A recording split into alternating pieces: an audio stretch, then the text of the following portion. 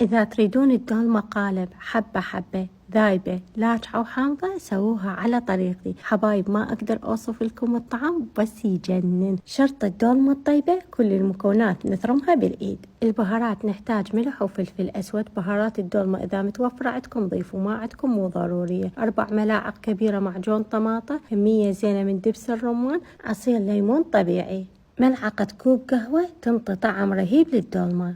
جانست كل المكونات وتركتها تقريبا ساعة حتى تاخذ النكهات. بهالأثناء خليت البصل بمي حار حتى ينفتح عندي بسهولة.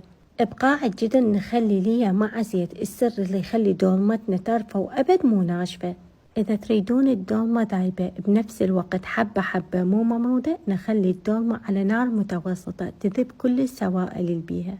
بعد ما تنشف نضيف هذا الصوص ونخليها على نار متوسطة ونسد الجدار والف عافية.